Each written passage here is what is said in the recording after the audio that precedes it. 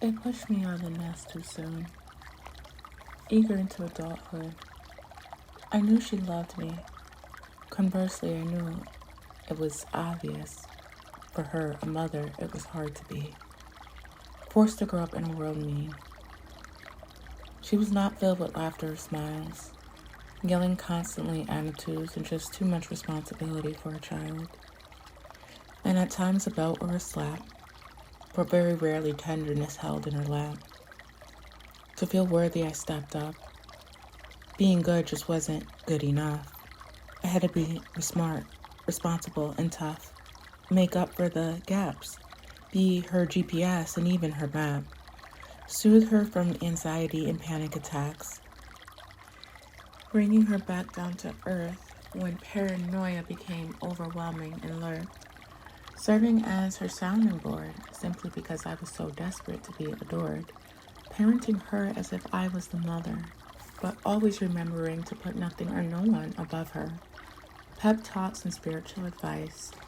And to my recent realization, I'm still not being treated right. Still the topic of gossip. Still framed as if I'm the one that wants my ass kissed. Simply to draw away from her shortcomings and to negate that, to me, my mother was never loving. My mother exhausts me. And to finally admit it, I feel free.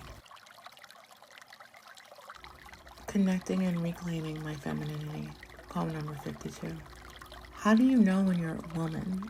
The question lingering in my mind. Physically, the manifestation of my womanhood apparent, hips, blood, and breasts, as well as a behind. No longer a girl, but not fully morphed into a woman to take on the world. No one could answer my question I posed. They responded I was already a woman and showed. But the woman I was, angry and over-sexual, insecure, never satisfied, always wanting more. The woman I was told to be, independent and strong, it all felt so wrong. There was a true disconnect between my womanhood and femininity. I was told to work hard, to not complain, to accept what I was given. To be happy with the bare standard of living, to count my blessings and to package pain and traumas as lessons.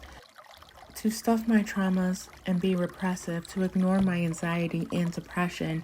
In a community where men are unreliable and their presence is often thin, as a girl, it was imperative early on my strength began. But that is not the role of the woman or very feminine. I began to look at my counterparts and how they got to complain and cry, and no one told them to shove it or get over it. To make a woman cry who looked the opposite of me was almost a crime. Yet the horrendous things done to me I was told to hide. I saw when other races were allowed to be soft, to be feminine, to be weak. But here I was told to carry it all without an outlet to speak. So I decided they were wrong. I danced to the tune of my own song. I didn't need to be strong or independent.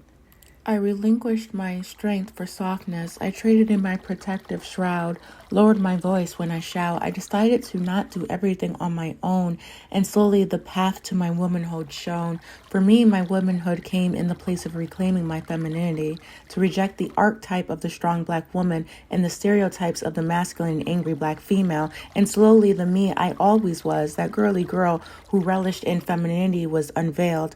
I opt for the soft life. I reject pain and strife. I make sure that I hold my standards and respect myself, to put myself first rather than others, yet love and honor my sisters and brothers. I walk with dignity with my head high, and of course I know how to bake a homemade pie. And at the end of this journey, I know I'm a woman, and of course, yeah, I'm fine.